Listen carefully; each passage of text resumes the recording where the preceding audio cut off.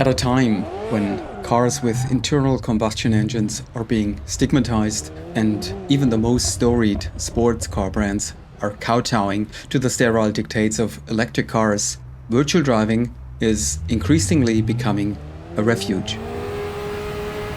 If the auto industry continues down this path, in maybe 20 years we'll hear nothing but monotonous whirring on the roads and see vehicles that all seem to have sprung from the same car design app, namely utterly unremarkable looking SUV crossover minivans in which we are passengers rather than drivers. Or is there perhaps someone here who actually likes the new Jaguars, the new Ford Capri and or Mustang, or even the Ferrari Luce, which in a way takes the cake for this whole madness and has earned every single meme it gets. With regards to sim racing or virtual racing, there's an even more important question. Who actually wants to drive these generic, soulless, four-wheel drive electric tanks with their countless driving assists in a game? Where's the appeal? Where's the thrill? Where's the challenge?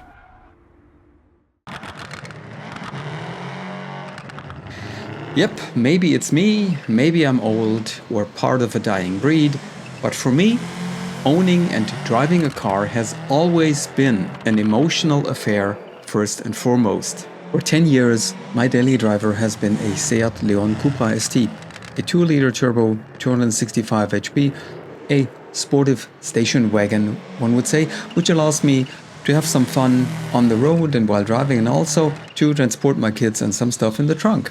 I still like the car and it hasn't failed me once, and I find it really sad that I practically cannot buy such a car again, at least not new.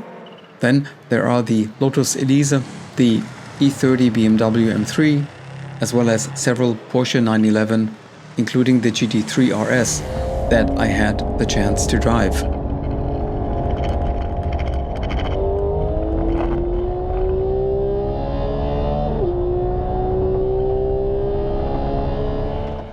And you know what? I loved each one in its own regard. These are car memories I really cherish, because these vehicles really spoke to me on an emotional level. McLaren F1, Ferrari F40, Audi Quattro, Mercedes SLS, Lamborghini Countach, Jaguar E-Type, Ford GT, Pagani Huayra, Porsche 959, Bugatti Chiron. If these cars had been decided upon based solely on marketing calculations rather than an engineer's vision, on greed for profit rather than passion, they would never have been produced. And precisely because they were risks, had rough edges, and many shortcomings and flaws, they had, and still have, character and individuality. Real cars are just as imperfect as the people who drive them. That's what makes them endearing.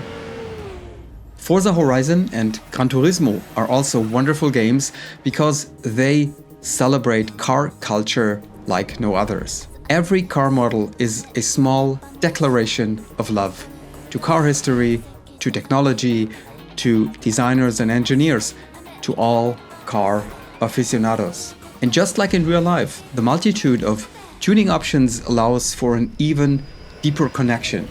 Car PG sends its regards. The problem, however, is that all the cool, exciting cars in these games are gas guzzlers.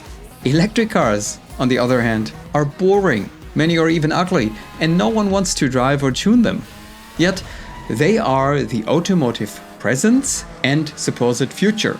So, I'm really curious to see what the cover cars of future racing games will look like.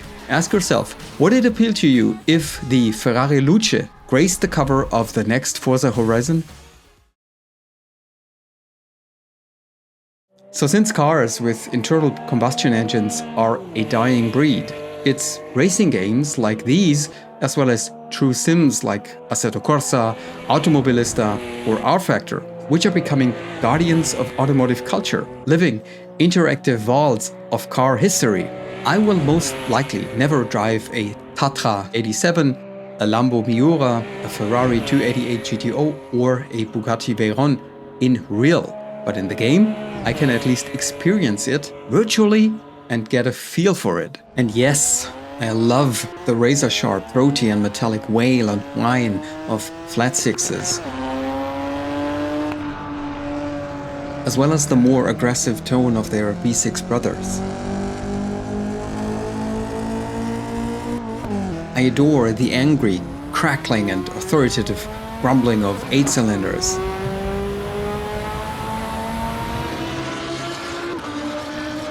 I cherish the screaming, ultra-high revving V10s,